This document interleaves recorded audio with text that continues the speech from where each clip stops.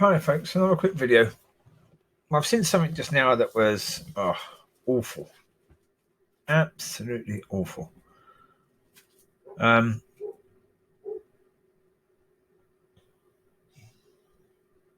video on Secret Santa video. An intoxicated driver killed their son. Now Secret Santa has a gift for them. So a drunk driver basically wrecked a family.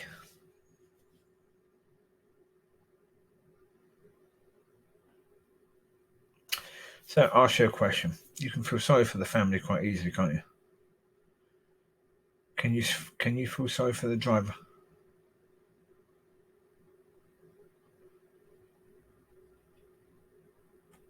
This could just be a person who made a mistake.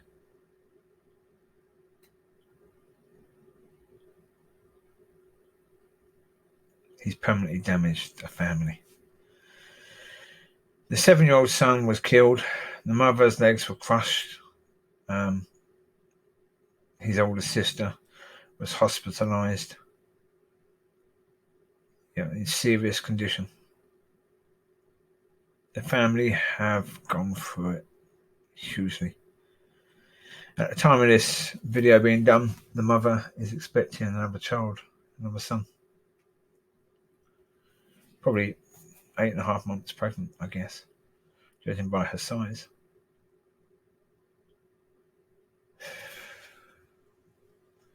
And of course, every time she looks at this son, she's going to remember as this son grows up, the son she lost.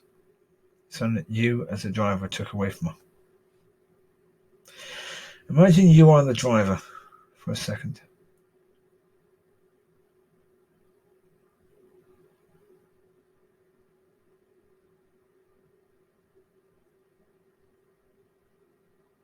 You made a mistake. You had a few drinks. You thought you were okay. You thought you could drive because you felt sober. You felt okay. Your words weren't slurring. At least to you, they weren't. You believed you were okay.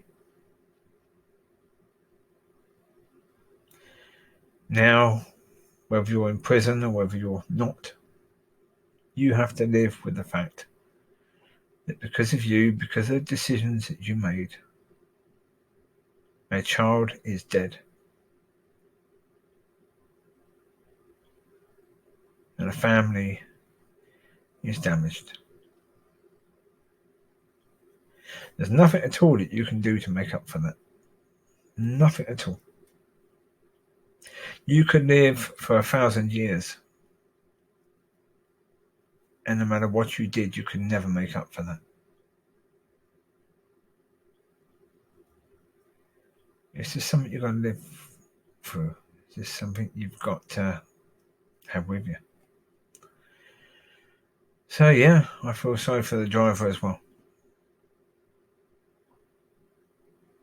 This Christmas, we're in a situation where we might not have lockdown, but I think the likelihood that there be a lot of parties going on where people are getting drunk, that's going to not be happening so much because of COVID. This year at least. So this year there'll be less people being killed by drunk drivers. There'll still be people killed by drunk drivers, but there'll be less.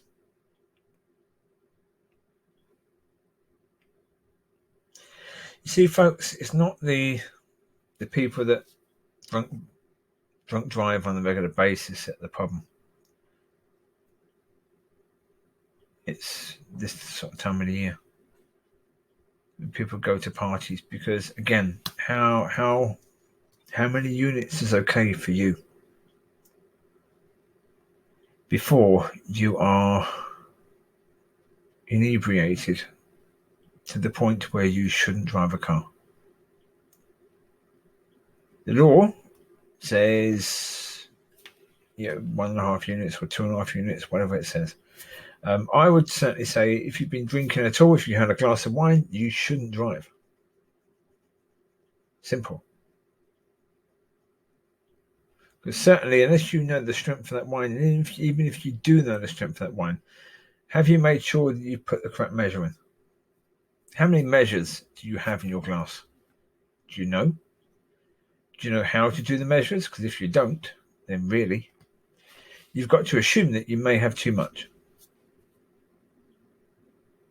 You should always lean on the possibility that you've drunk too much so that you don't drive. So that you're not one of these people who has to wake up every day realizing there were lives damaged because of you. There were people dead because of you. Because you got in your car when you shouldn't. You decided to drive home when you were not at your best because you've been drinking. So again, the reason why I say how many units is because someone who is bigger, someone who is size of a rugby player, is going to think that they can have more units than someone who is 4'7", female, weighing about 45 kilograms. Obviously, you would assume that a man who weighs 120 kilograms is 6'4", that man should be able to consume more units of alcohol than that woman before being incapable of driving, because bigger body. But that isn't necessarily the case at all. A lot of it depends upon, are you used to drinking? Are you someone who drinks on a regular basis? Is your body used to it? If your body isn't used to it and you drink only at this sort of time of the year, then 1 unit of alcohol could be enough to put you over the limit, as in your ability to react to things, how that alcohol affects you.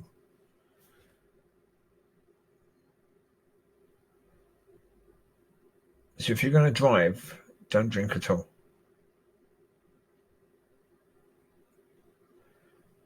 If you're planning on drinking, even 1 drink. Leave your car at home. Get an Uber, get a taxi. Get someone who's definitely not drinking to drive you.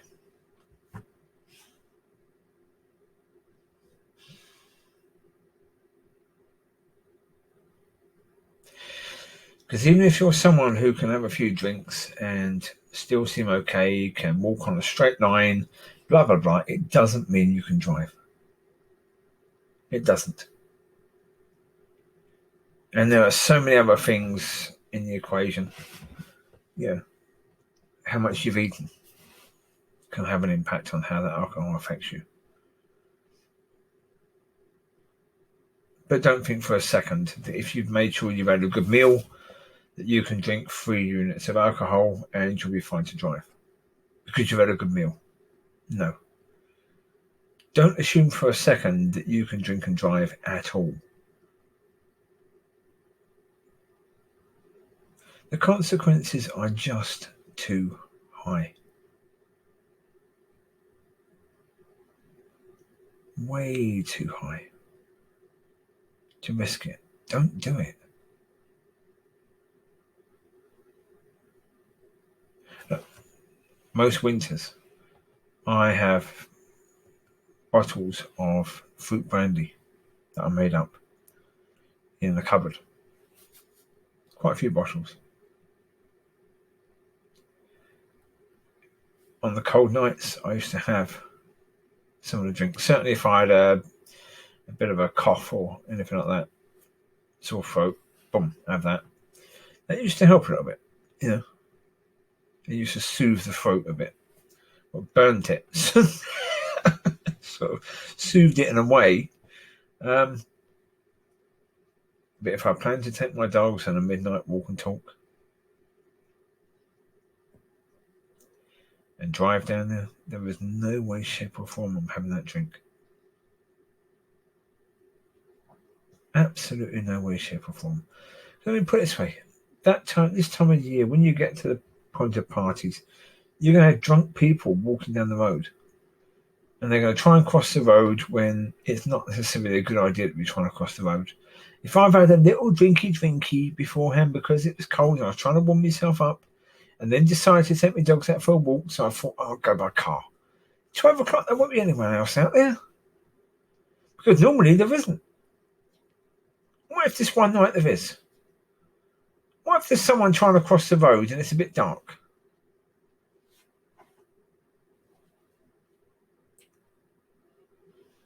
And I don't see that person until it's a bit late, and my reactions are slowed down because I've had some alcohol.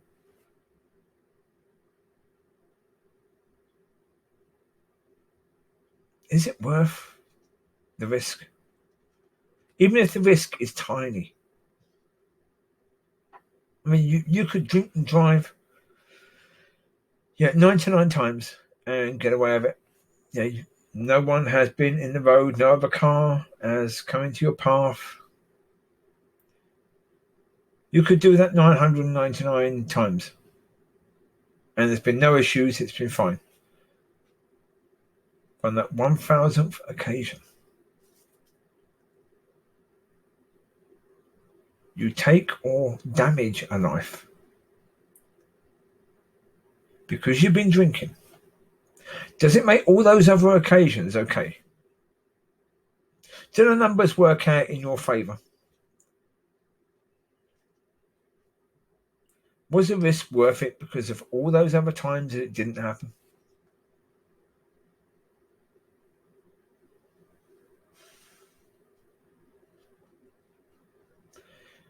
Also, another point is, don't get in the car with someone who's been drinking, who's going to drive.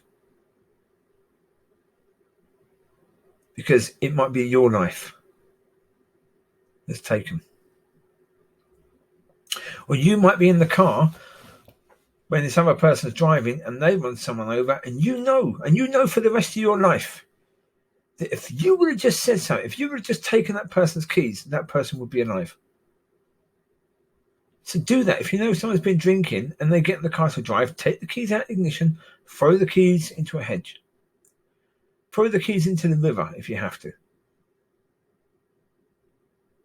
It's better that person loses their car keys, that either loses their life or someone else loses their life because they've been driving. They can get new keys cut. Yeah, it costs money. It serve them right because they were trying to drive when they've been drinking. So a little fine. That's fine. That's cool.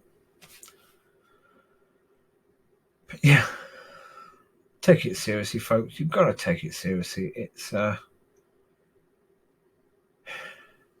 cost is immense. Because when you think what could go wrong, what could go wrong is incredible. What could go wrong is seriously immense. You don't want to go down that avenue of what could go wrong. What's the worst thing that could happen? You don't want to find out. You really don't want to find out what is the worst thing that could happen. It's something you would have to live with, and a lot of people can't live with it. They end up killing themselves when they do something like this because they just can't live with it. They can't live with waking up every day having to look at themselves in the mirror knowing that a child is dead because of them.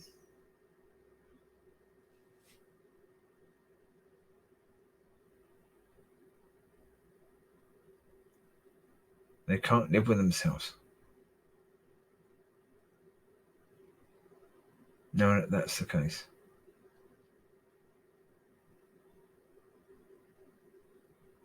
Terrible. Doing that, it doesn't just break up the family or hurt the family of the people who you crash into or the person you run over. You can destroy the family of the drunk driver as well.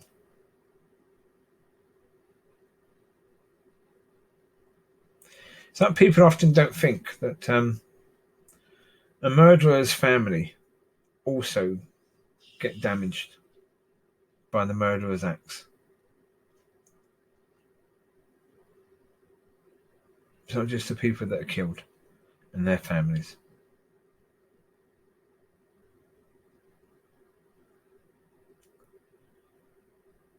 So, use whatever wisdom you have. Make sure that you're not in a situation, whether it's this winter, next winter, winter after. Don't risk it even once. It's not worth it. Yeah, there's a very good chance you could get home and nothing happen. But there's a tiny chance that something horrendous could happen. And that lives will be damaged by your decision. So, make the right decision. Don't do that. It just isn't worth it. Don't do it. You're just hurting yourself by doing it. And hurting others. Certainly, if you do something like that, chances are your life is over. Certainly, your life as you know it is over. Because chances that you'll have a job, gone.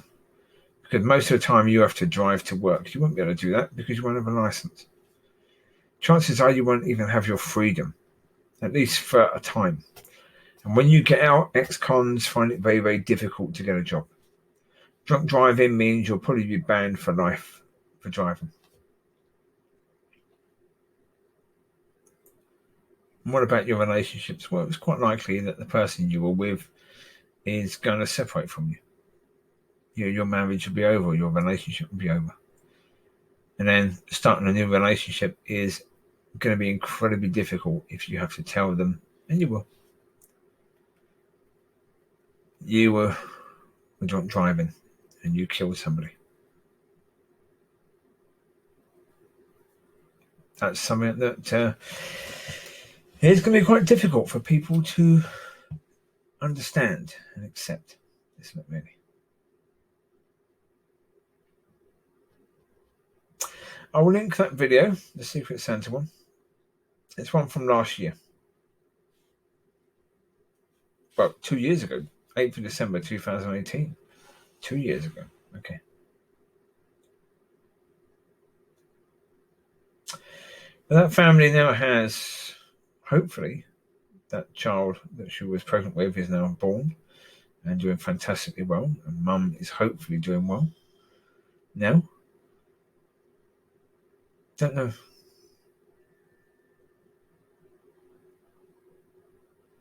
I hope they're doing well. I hope they're blessed.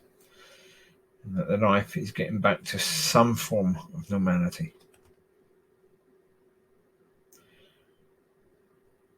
You take care. God bless. I'll speak to you soon.